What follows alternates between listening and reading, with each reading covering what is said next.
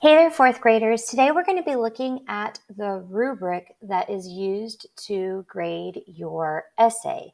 So this is the rubric that the state uses when you take the state testing if you have to write an argumentative or opinion essay.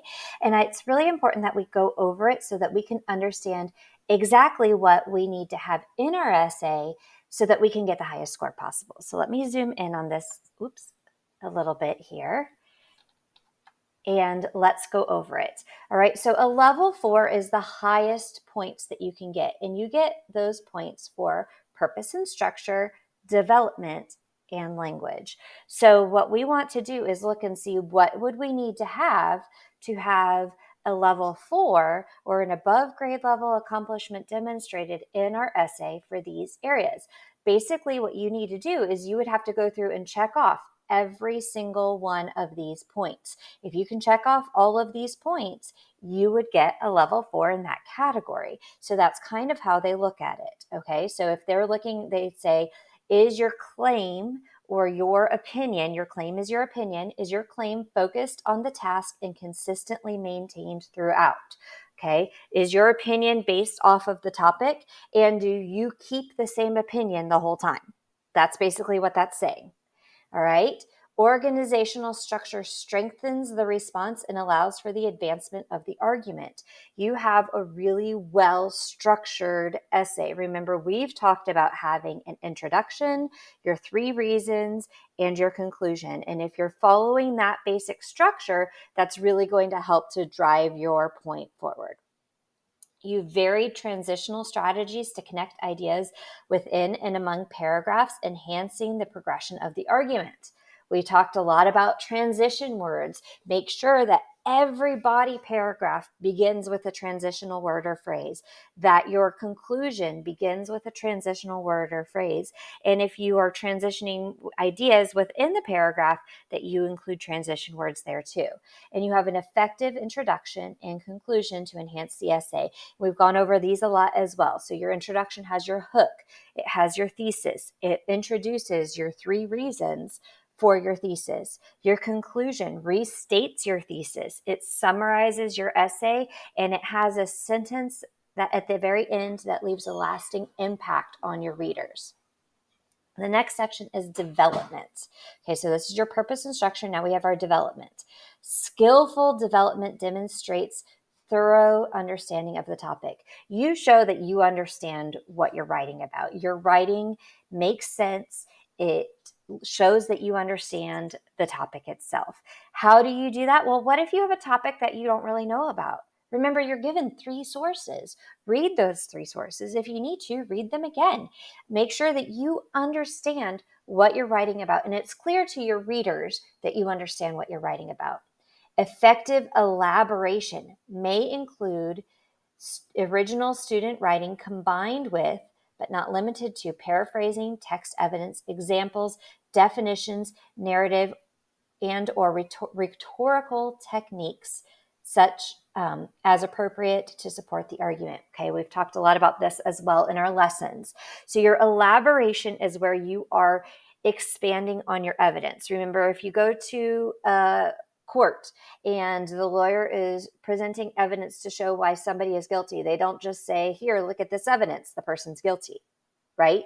They explain why that evidence proves that the person is guilty. We have said that you should have text evidence in every single of your body paragraphs. So you're using those 3 sources that you're given to add that text evidence in. You can directly quote it from the text and make sure you have it in quotation marks, or you can summarize what the text says, but also make sure that you give your credit to the source. So if it's from source 1, you have to state that that's from source 1.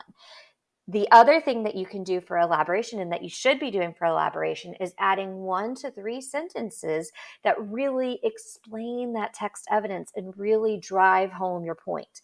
Okay, and we've talked about different ways that you can do that. You can add personal experience. You can ask and answer a rhetorical question. You can explain or define something further. You can give examples that help to support that.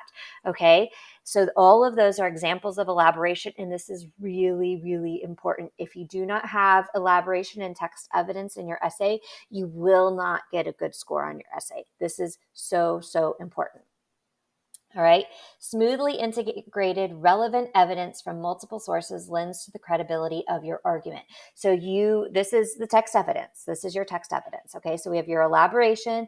You have text evidence that makes sense with what you're saying. Don't just throw in information from the text to throw in information from the text. Make sure that the information that you use supports what you're saying.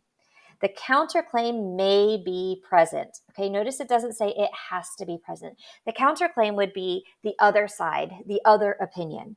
Okay, so an opinion that is different from your own. You can present that and explain why that's not correct and yours is correct. We haven't really talked about that a whole lot in our lessons, but that is something that you can do. However, it is not a requirement for a level 4 that you include the counterclaim. And then all of your evidence is appropriately cited. Again, notice appropriately cited. You give credit to the source. So you show you understand the topic. You give really great elaboration that supports your ideas. You include information from the text that supports your ideas, and you cite the information from the text that supports your ideas. That's how you're going to get a level 4 in the development section. The final section is language. Integration of academic vocabulary strengthens and furthers ideas. A few lessons ago, we talked about how you should be using great word choice and how you can use a thesaurus when you're at home. You can use a thesaurus to help you pick better words. So the word big is a good word, right? And you know what it means, but huge or gargantuan, those are stronger words. So you want to try and use strong vocabulary. You want to use vocabulary words that are fourth grade vocabulary words. You don't want to use really basic vocabulary in every sentence. Now, does every word you use have to be super high vocabulary words? No. All right. So you kind of want to go through and pick and choose where you use those words. But it is important that you have those words throughout your essay to show that you have a good understanding of the topic.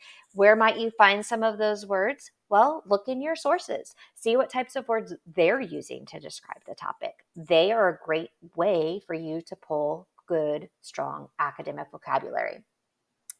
You have the skillful use of varied sentence structure that combines to fluidity of ideas. Now that sounds really weird, but let me just explain that to you. A sentence structure is basically how you're developing your sentence. So a simple sentence we've talked about basically just has a noun and a verb. That's it. There's not much to it. But then we could have a more complex sentence that has like a because and then gives more reasons, or it might have some more adjectives, or it might have some other phrases in there that help to develop your idea. So every sentence in your essay should not be a simple sentence. It shouldn't be like the dog ran, then it sat, then it jumped. Those are not that interesting. Okay, it's okay to have a simple sentence, but you also want to have complex sentences. So read through your writing and see, okay, is every sentence a simple sentence? Do I have some sentences that have stronger development and ideas in them? And also make sure that they flow and they make sense. That's what the fluidity is. You don't want it to be choppy. Sometimes when you read some writing, it's very choppy and you're like, wait, what? What? It's like driving down a really bumpy dirt road, right? Do you get where you're going? Yeah, you do, but it's not a very comfortable ride. You want this to be a comfortable, smooth ride for your readers, so you want it to be nice and fluid, like a brand new paved road, nice and smooth. Make sure that you reread your writing to yourself and think, is this nice and smooth, or am I on a bumpy road? And if I'm on a bumpy road, how can I smooth it out? You want to also make sure that your grammar, punctuation, capitalization, and spelling are correct. That's really important that you have capital letters at the beginning of every sentence, punctuation marks at the end of every sentence, that your grammar works with what you're saying. You want to have the correct subject-verb agreement. You want to make sure that you are using the correct adjectives where you're using those. All of those grammar skills that we've been learning in our lessons, those are present. And you want to make sure that your spelling overall is correct. If you're writing something that is in the sources, that should be spelled correctly because it's in the sources. So it's not like you don't know how to spell it because it's there for you. Or if it's something right from the essay prompt, it should be spelled correctly because it's given to you. Your basic sight words should be spelled correctly. If you aren't 100% sure how to spell a word, sound it out and make sure it's spelled phonetically correctly. Because if the person who's reading your writing can't read it because your spelling is so bad, they can't read your writing. And they aren't going to be able to score it well. And then the final part is making sure that your tone or voice strengthens your overall argument. You don't want to sound angry and like, this is the right way and this is the right thing. When you're writing an opinion essay, you want to be polite and respectful to the reader as well and to people who have other opinions, but you also want to make sure that your tone and voice is showing strength for your essay. So this is really what you're looking for in your essay. If you scroll down, a level 3 would be on grade level. So really you're looking for a level 4 or a level 3. You definitely want to make sure that you have all of these. Now, this is very similar to what you see up here. Up in the level 4, it's just stronger. So basically, if you have all of these elements, you're going to have a good scoring essay. If you keep scrolling down, you notice that now we're getting to approaching grade level and below grade level. That means that there's things that are missing. Okay, vocabulary and word choice may be vague, which means that it's not clear or confusing. Sentence structure is too simplistic or confusing. Its grammar, punctuation, capitalization, or spelling may contain a density and variety of severe errors. That means there's a lot of mistakes. All right. You lack appropriate citations. Your response may demonstrate a lack of understanding of the topic. Elaboration may consist of confusing ideas. Okay. So you see right here, like this is kind of the opposite of what we've talked about needs to be in the essays. So look up here at the level 3 and 4, go through your essay and check off. Do I have this? Do I have this? Do I have this? If you don't, add it in. Now is the time. Add it in so that you have an awesome, awesome essay. I can't wait to read your work. Have a great day, guys.